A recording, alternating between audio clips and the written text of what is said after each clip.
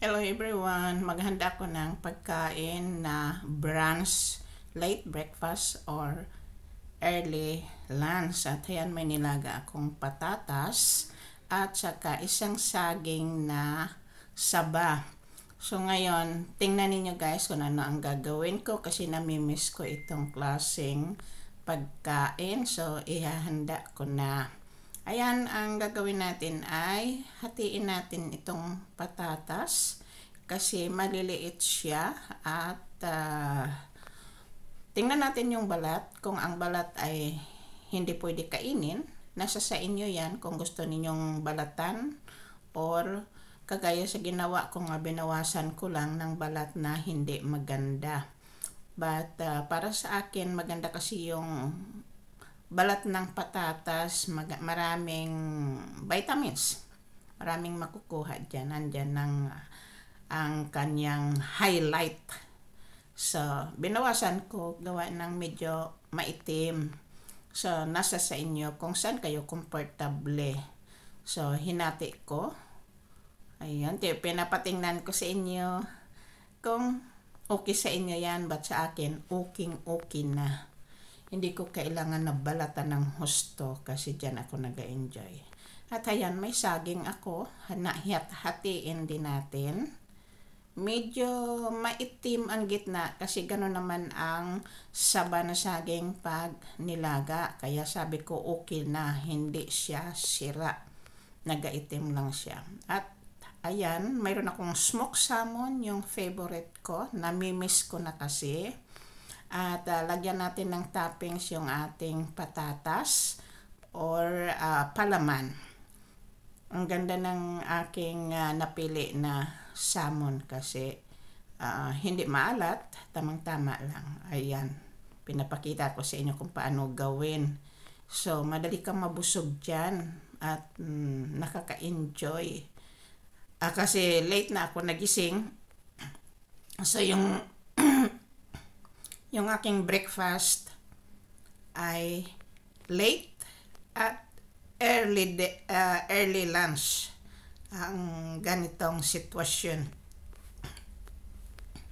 So ituloy lang natin, nalagyan natin ng palaman ang ating patatas at ganon din yung saging. So actually this is more than enough for one people or one person. So I am eager to eat now. I am very hungry and for almost 2 months na hindi ko nakain yan kasi nagbakasyon. Ayan guys, so back to the reality na palaging may salmon. At ngayon ay lalagyan natin ng lemon, slice of lemon kasi ang purpose dyan is para sa akin kasama na ang kanyang decoration. Maiba naman, although it's not a big deal naman. And then, masarap kasi pag medyo mayroong kaunting asim yung salmon. Yung iba, pinipigaan nila yan.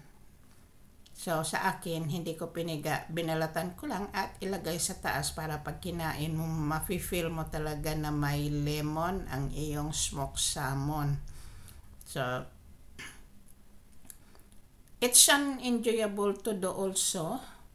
Pwede din ito na halimbawa mayroong reception or pulutan. Ayan. So, ayan din ako makatiis. Titikman ko na. Ayan. Wala pa akong coffee pero titikman ko na. Sarap. Pag sanay ka na kasi sa ganitong klaseng pagkain, hinahanap-hanap mo yan. Kagaya din doon sa atin na ang saging ay hinahanap din. So, ayan guys, ang kanyang kapartner, coffee talaga. Kasi hindi pa ako nakapag-coffee. Pwede rin yan na partneran mo ng juice, yung aking mini sandwich. So, pwede ang orange juice or apple juice. But I am enjoying coffee kasi hindi pa ako nakapag-coffee. Ayan, almost na maubos ko na pero dagdagan ko ang paggawa ko niyan kasi para din sa iba mamaya. Ayan. So, yan na rin ang aking breakfast and lunch. Ayan na guys. Ang pangalawa kong ginawa, ayan, sarap na sarap si Mel's Cuisine. Kasi may coffee siya.